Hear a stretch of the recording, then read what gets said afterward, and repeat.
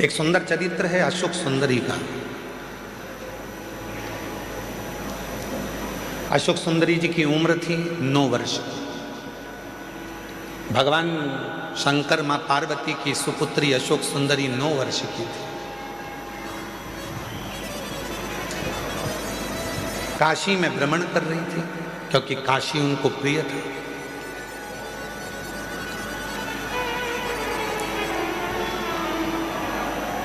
अशोक सुंदरी जी को काशी बड़ा प्रिय था।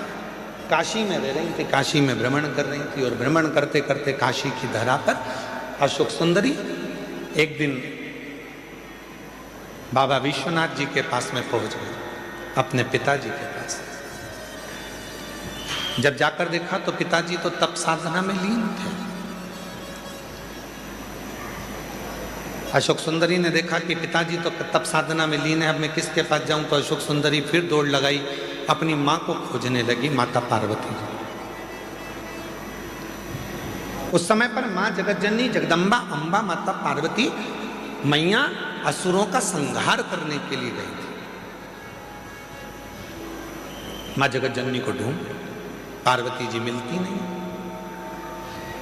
अशोक सुंदरी आखिरी में ढूंढते ढूंढते श्री गणेश जी महाराज के पास में गई, गणेश जी भी नहीं मिले। षडानंद कार्तिकेय जी के पास गई, षडानंद कार्तिकेय भी नहीं मिले।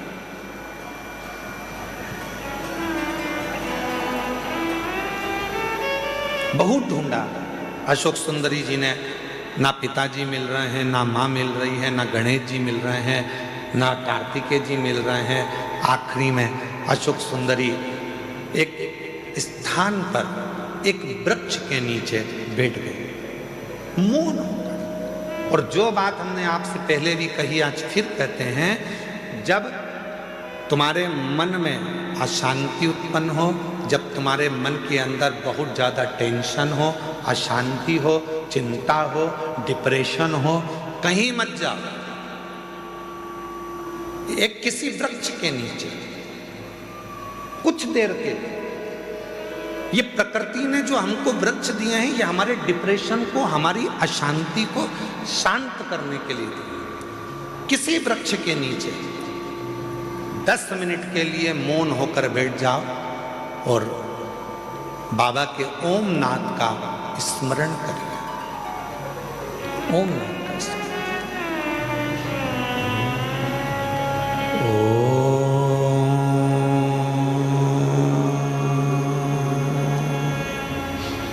जब हम ओम नाद का स्मरण करते हैं किसी वृक्ष के नीचे बैठकर, तो प्रकृति के देव भगवान देव अधिदेव महादेव हमारे ऊपर दृष्टि देते हैं, हमें देखते हैं।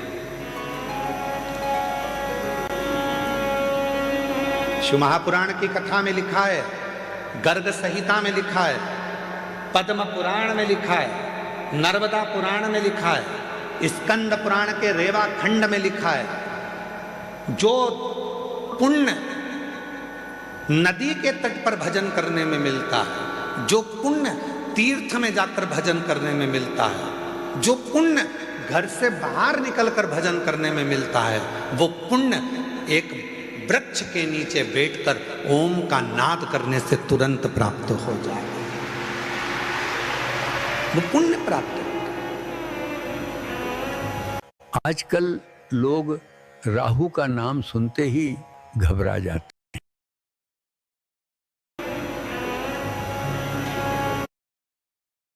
ओम का नाद करने से तुरंत प्राप्त हो जाएगा, वो पुण्य प्राप्त है।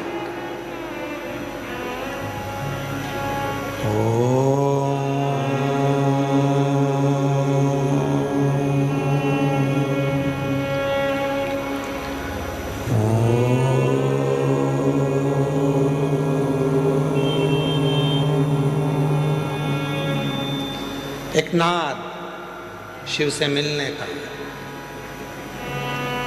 आप भी एक बार उच्चारण करिए, अपने नेत्र को धीरे धीरे बंद कर कर, पीठ को एकदम सीधा कर कर,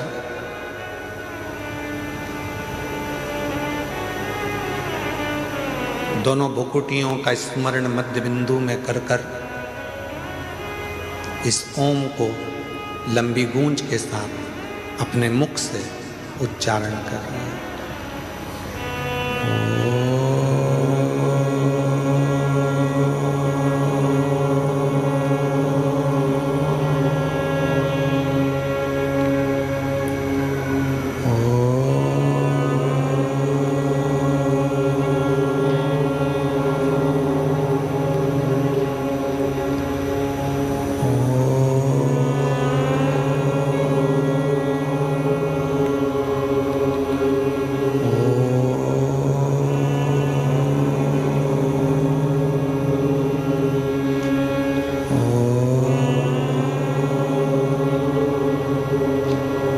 धीरे धीरे नेत्रों को खोलिए, स्मरण करिए देवाधिदेव महादेव के किसी वृक्ष के नीचे बैठकर शिव हमको देख रहे हैं और हम उस शिव को महसूस कर रहे हैं। ऐसा लग रहा है कि हमारे पास में हमारा देव अधिदेव महादेव कुबेर भंडारी स्वयं आकर खड़ा हुआ है। वो नाद वो अशोक सुंदरी ने ओम का उच्चारण करा, अशोक सुंदरी ने नाद किया ओम का। शिव पुराण की विद्येश्वर संहिता कहती है, स्कंद पुराण का रेवा खंड कहता है, किसी वृक्ष के नीचे बैठकर जब हम लंबी श्वास लेकर ओम का उच्चारण करते हैं तो महादेव हमको देखते जरूर हैं। और वही हुआ। जैसे ही अशोक सुंदरी ने काशी में बैठकर ओम नाद करना प्रारंभ करा, शिव जी की दृष्टि पड़ी तो इतने में भगवान शंकर तो तप में लीन थे और अशोक सुंदरी उनको महसूस कर रही है कि मेरे पिता है।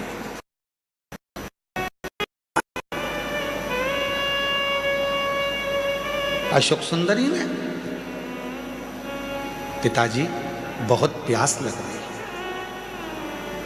पापा बहुत प्यास लग रही है, बाबुल बहुत प्यास लग रही है।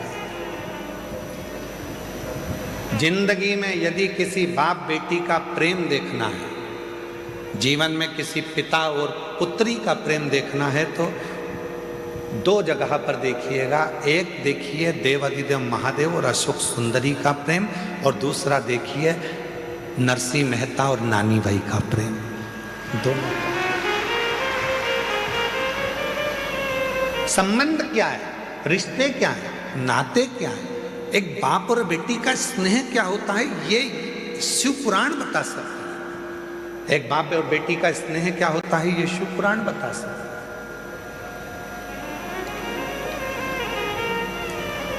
पिताजी मुझे बहुत प्यास लग रही है, बहुत प्यास लग रही है। पिताजी तो तप में लीन थे, कुछ बोले नहीं है, बस प्रकट हो गए, बोले कुछ नहीं, केवल प्रकट में। बहुत तेज प्यास लग रही है पिताजी। पिताजी कुछ नहीं बोले। थोड़ी देर बाद अशोक सुंदरी ने देखा कि मेरे पिताजी की जटा में से टप टप टप टप करते हुए जल बह रहा था। अशोक सुंदरी को लगा कि गंगा मैया सिर पे है तो वो पानी बहा रही है, मैं क्यों ना इस जल को पी लूं। और तुरंत अशोक सुंदरी ने पिताजी के कंधे पर जाकर लिपट गई और लिपट कर अशोक सुंदरी ने अपने मुख को ऊंचा करा और शिव जी की जटा से, भगवान शंकर की जटा से जो बूंद बूंद जल टपक रहा था उसको अशोक सुंदरी ने पीना प्रारंभ कर दिया।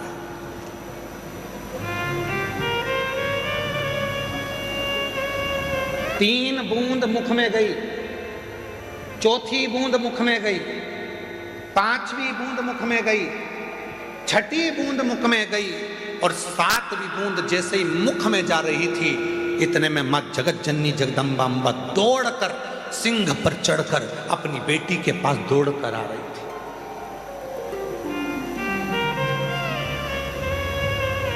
जगत जननी जगदम्बा अम्बा दौड़कर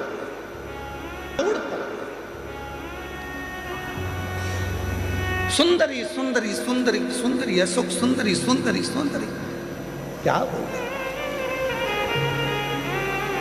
शिवजी ने देखा कि पार्वती जी इतनी जल्दीबाजी में कहां से आ गई, तो पार्वती जी को देखकर शंकर भगवान तुरंत पूछा, क्या हो गया पार्वती, जो तुम इतनी चिल्लाती चिल्लाती अशोक सुंदरी सुंदरी सुंदरी अशोक सुंदरी सुंदरी सुंदरी अशोक सुंदरी करती हुई आ रही हो, क्या हुआ? अरे वो अशोक सुंदरी तुम्हारे पीछे बैठी है, उसको प्यास लग रही थी, पानी नहीं मिला, तो वो तुम्हारे शीश से जो बूंद बूंद जल टपक रहा है ना, उसको पी रही है।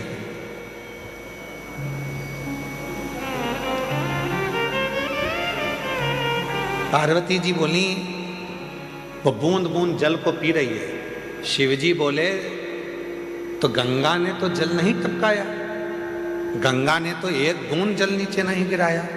पार्वती ने पूछा, वही तो मैं बोल रही हूं कि गंगा तो आपकी जटा में बंद पड़ी हुई है, वो बूंद बूंद जल जो टपक रहा है वो जल नहीं है, तुम्हारे गले में जो वासुकी नाग पड़ा हुआ है, उस नाग का जहर वो उगल रहा था, वो उगला हुआ जहर मेरी बेटी के कंठ में जा रहा था।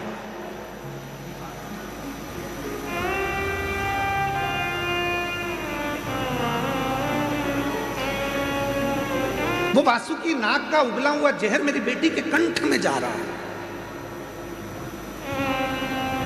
इसलिए मैं अपनी बेटी को बचाने आई हूं। शंकर भगवान बहुत तेज मुस्कुराए, हंस दिए।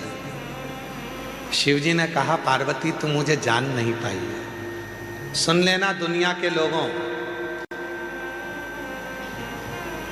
जो शिव जी पे चढ़े हुए जल का पानी पीने के लिए मना करते हैं, जल पीने का मना करते हैं, उनके लिए कथा प्रेरणा है। लोग कहते हैं शिव जी पे चढ़ा हुआ जल नहीं पीना चाहिए, वो कथा को ध्यान से सुनना। आज रुद्राक्ष महोत्सव 2026 के प्रथम दिवस की कथा को अपने चित्त में बिठाना।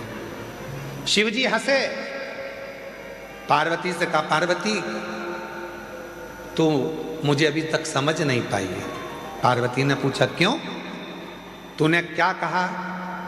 मेरे जटा से बाल में से पानी टपक रहा था और अशोक सुंदरी पी रही थी, और वासुकी नाग ने जहर उगला था, वो जहर अशोक सुंदरी के मुख में चला गया था। अरे पार्वती तो मुझे समझ नहीं पाई है। पार्वती अगर जहर भी मुझ पर चढ़ जाता है तो वो भी अमृत बन जाता है, तो कब समझेगी?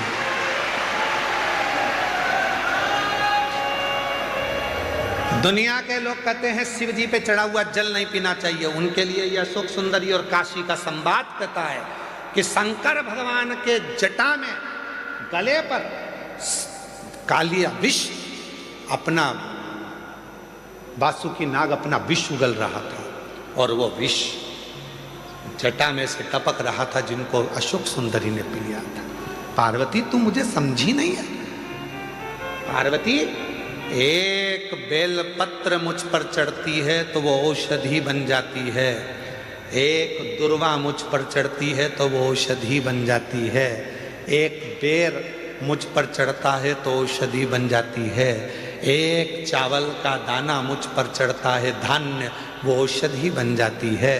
अरे पार्वती, जो जल मुझ पर चढ़ता है वो भले कैसा भी हो, वो मेरे ऊपर चढ़कर गंगा जल जैसी औषधि बनकर सुख प्रदान कर देता है, औषधि देता है। अब दुनिया के लोग बोलते हैं कि गुरुजी जल नहीं पीना चाहिए, तो दुनिया के लोग तो ये भी कहते हैं कि जल मत पियो, भले मदिरा पी लो।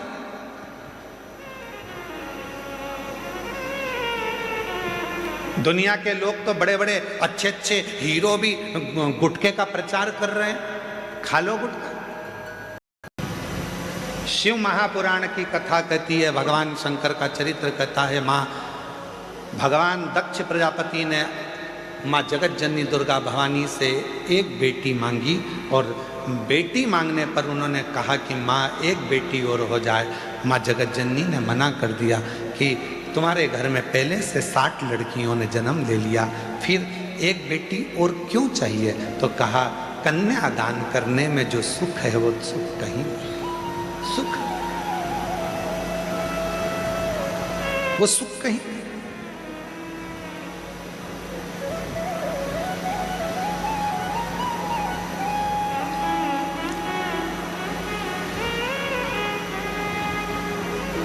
जगत जननी जगदम्बा अम्मा ने कहा कि मैं स्वयं तुम्हारे घर में बेटी बनकर जन्म लूंगी। आई माँ जगत जननी दुर्गा भवानी खुद बेटी बनकर आई और प्रसूति के गर्भ से एक कन्या ने जन्म लिया जिसका नाम सती हुआ। माता सती बाल्य अवस्था से, जब माता सती का जन्म हुआ था, जब गोदी में माता सती जी थी, प्रसूति की गोद में माता सती थी, बाल्यावस्था में माँ सती माता की गोद में जब अटखेलियां कर रही थी, दक्ष प्रजापति ने सती के जन्म उत्सव को मनाया, सारे देवताओं को बुलाया, सबको निमंत्रण दिया। शिव जी के पास में भी निमंत्रण गया, शंकर जी के पास।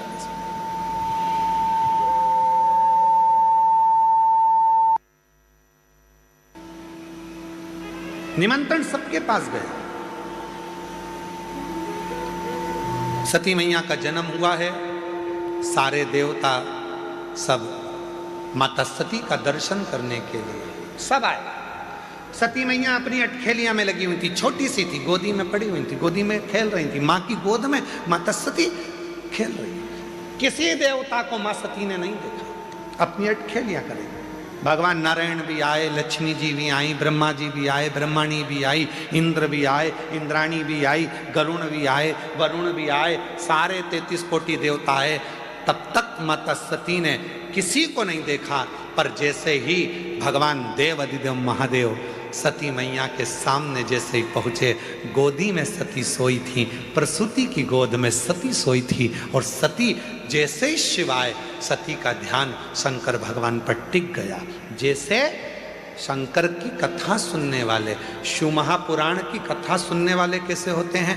कथा चालू होती है और एकदम साइलेंट, किसी की आवाज नहीं आती है, पड़ोसन बोले भी तो ये कौन ही मार देती, चुप।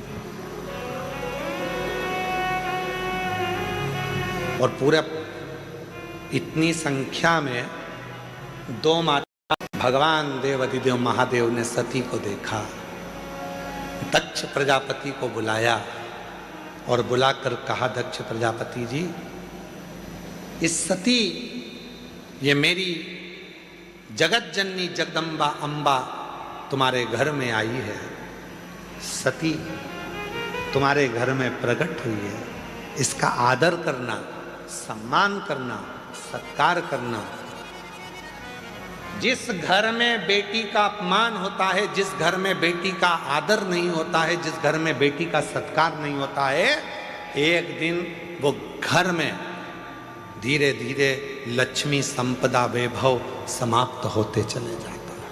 आदर कर, बेटी का आदर।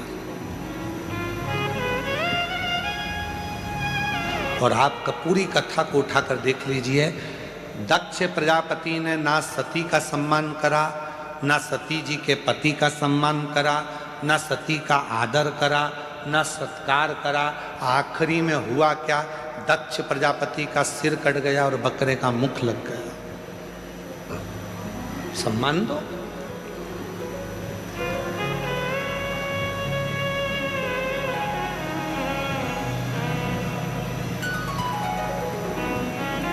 एक हमारे यहाँ पुरानी कहावत है, बहन बेटी आती है, अभी अभी तो भगवान ने सबको संपदा दी है, धन दिया है, तो लोग साड़ी दे देते हैं। पहले कहते थे बहन बेटी आई, ब्लाउज का टुकड़ा दे दो।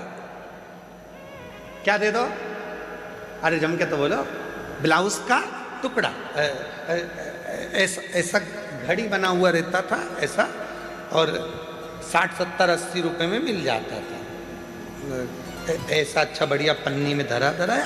तो माता इतनी चतुर होती थी, उसमें टीकी का पत्ता रख के और 2 चूड़ी रख के और ऐसा उसको बढ़िया जमा जुमू के और उसको बहन बेटी को दे देगी, ब्लाउज का टुकड़ा दे।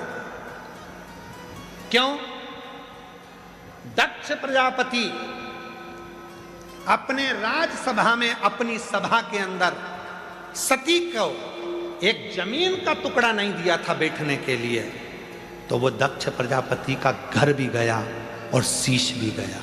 अगर वो एक टुकड़ा दे देते तो दक्ष प्रजापति का ना शीश कटता, ना दक्ष प्रजापति का घर जाता, इसलिए बहन बेटी को एक टुकड़ा ब्लाउज का देकर बहन बेटी का आशीर्वाद प्राप्त कर लिया जाता है, जिससे घर अच्छा रहे। एक बहुत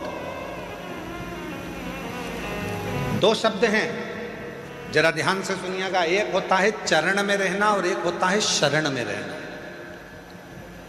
दो शब्द हैं, एक है चरण में रहना और एक है शरण में रहना। मंदिर में जाते हो, तुम्हारे घर के मंदिर में भगवान को दिया लगाते हो, पूजन करते हो, अगरबत्ती लगाते हो, धूप बत्ती लगाते हो, प्रणाम करते हो, मतलब तुम भगवान के चरण में हो। कहां पर हो? जम के बोलो जरा। चरण, इसको कहते हैं चरण में रहना।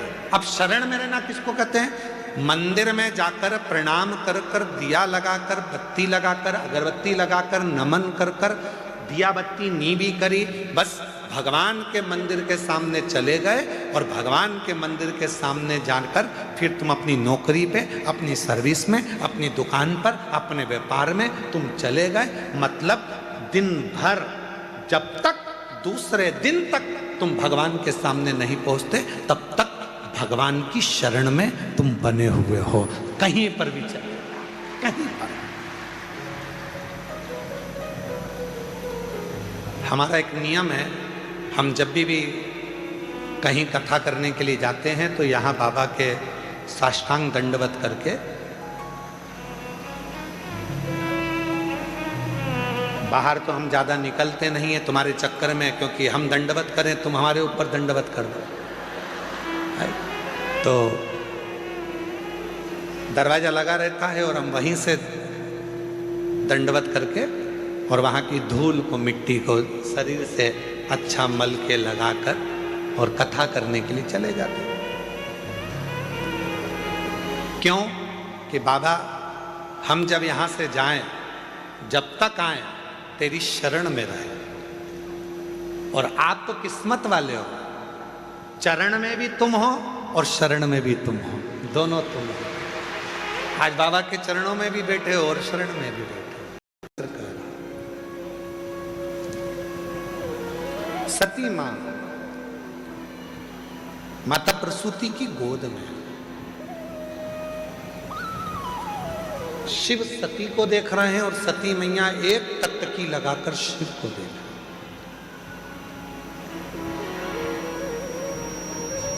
ओगड़दानी भगवान देवादिदेव महादेव ने दक्ष प्रजापति को बुलाकर कहा कि इसका सम्मान करो। शिव की कृपा से यदि तुम्हारे घर में बेटी आ जाए, बेटी चाहे बहू के रूप में हो, चाहे तुम्हारे घर में बेटी के रूप में हो, बेटी बेटी होती है, इसका आदर करोगे तो तुम्हारे घर में कभी वैभव की, संपदा की, सत्ता की कमी नहीं हो सकती। आदर करो। पर दक्ष प्रजापति आदर नहीं कर पाए, इसलिए उनका शीश भी कटा। दक्ष प्रजापति आदर नहीं कर पाए, इसलिए उनका घर भी संपूर्ण नष्ट हो गया। आदर करते तो सुख था।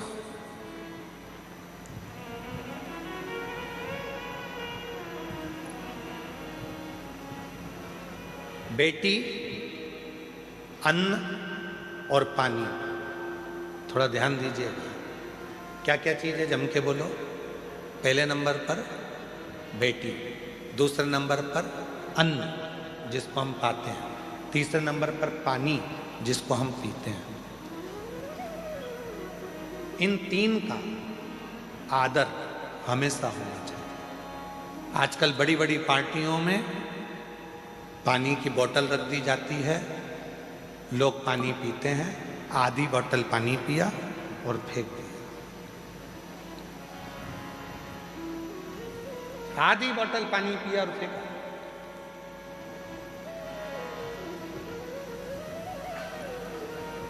एक पानी की महत्वता महाभारत में भी वर्णन करी गई है। महाभारत के अभिमन्यु के प्राण छूट रहे हैं और अभिमन्यु पानी की बूंद के लिए तरस रहा है। सामने कर्ण का, राजा कर्ण का रथ खड़ा हुआ और अभिमन्यु कह रहे हैं कितना भी दुश्मन हो पर पानी तो पिला दो, प्यास लग रही है। चक्रव्यूह में घेर लिया गया था अभिमन्यु को, मर रहे थे अभिमन्यु के प्राण छूट रहे थे और वो पानी के लिए तरस रहे थे, जल के लिए तरस रहे और मांग भी रहे तो किससे? कहा दुनिया का सबसे बड़ा दानी, दुनिया का सबसे बड़ा दानदाता यदि कोई था तो वो राजा कर्ण थे। मांग भी रहे हैं तो किससे? राजा कर्ण से। जल दे दो, जल, पानी पीना है। अभिमन्यु कह रहा है प्राण छूट रहे हैं, मुझे पानी दे दो। पास में जल की छाजल रखी थी। छाजल जानते हो आप लोग? जम के तो बोलो, छाजल जानते हो? एक मोटा सा ना जाने ऐसा कोई कपड़ा आता है और कपड़ा इधर से सिला रहता है, इधर से सिला रहता है, चारों तरफ से उसमें इधर से सिलकर एक मुंह बना रहता है, उसमें पानी भर दिया जाता है और मुंह को बांधकर गाड़ियों में उसको टांग देते हैं तो पानी ठंडा होता रहता है, उसको पीते हैं। रथ में, कर्ण के रथ में पानी की छाजल टंगी हुई थी और राजा कर्ण से पानी मांगा जा रहा था। अभिमन्यु कह रहे मुझे जल दे दो और राजा कर्ण ने पानी का अपमान कर कर उस पानी की छाजल को उसके पास में पटक दिया, पर वो पानी अभिमन्यु को पीने को नहीं दिया, पीने को नहीं दिया।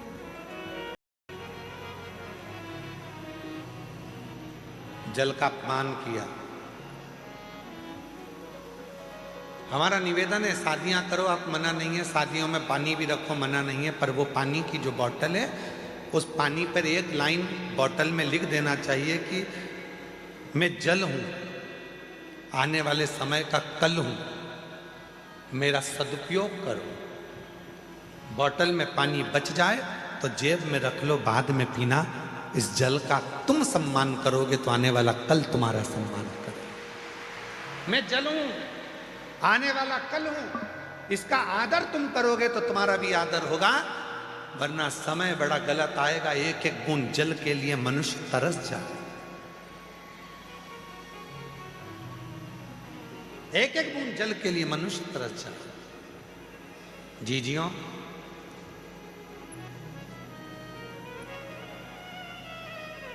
हर वर्ष रुद्राक्ष महोत्सव आता है। ये गर्मी का थोड़ा समय आ जाता है जिसमें पानी की जरूरत पड़ती है और इतना पानी कुबेरेश्वर धाम पर नहीं होता, इतना पानी नहीं है कुबेरेश्वर धाम पर। वो तो कोई कोई ना जाने भोले बाबा किसको भेज देते हैं और पानी की व्यवस्था करवा देते हैं। रुद्राक्ष महोत्सव चालू होने से पहले, पिछले रुद्राक्षोत्सव के पहले भी एक बहन आई, अभिमन्यु कह रहा है मुझे जल दे दे। राजा कर्ण ने पानी की छाजल को उठाकर जमीन पर फेंक दिया और वो जल पानी का गिर गया, पर अभिमन्यु को जल पीने को नहीं दिया, जल पीने को नहीं दिया। और पूरी महाभारत उठाकर देखिए, राजा कर्ण को मारने वाला कोई नहीं था, राजा कर्ण के प्राण लेने वाला कोई नहीं था। राजा कर्ण जैसे शूरवीर का भी अगर अंत हुआ है तो जल से हुआ है। जो जल राजा कर्ण ने अभिमन्यु को नहीं पिलाया, पानी जमीन पर गिर गया। युद्ध चल रहा था दूसरे दिन का और राजा कर्ण रथ लेकर भाग रहा था युद्ध करने के लिए, और उसका रथ का पहिया जहाँ छाजल गिरी थी, पानी गिरा था, वहाँ कीचड़ हो गया था, उसमें पहिया फंस गया और कर्ण का पहिया नहीं निकला। आखिरी में राजा कर्ण के प्राण छूट गए, मर गए। वही जल, घर की बेटी, जल और अन्न, अन्न भी उस परमात्मा की कृपा से मिला है, उसका अपमान ना किया जाए। भोजन की थाली में उतना लीजिए जितनी जरूरत है, घर में भी भोजन उतना लीजिए जितनी जरूरत है, जितना पा सकते हो। ज़्यादा आ गया उसको निकाल कर एक कागज में रख लो, घर से जब गाड़ी पे निकलो कोई भूखा मिले, तुम्हारी बची हुई 2 रोटी उस भूखे को देकर जाना, जो पेट भर कर खाएगा तो दुआ भी देगा तुमको, दुआ भी। बेटी का भी सम्मान करो, जल का भी सम्मान करो, अन्न का भी सम्मान करो, ये बहुत जरूरी।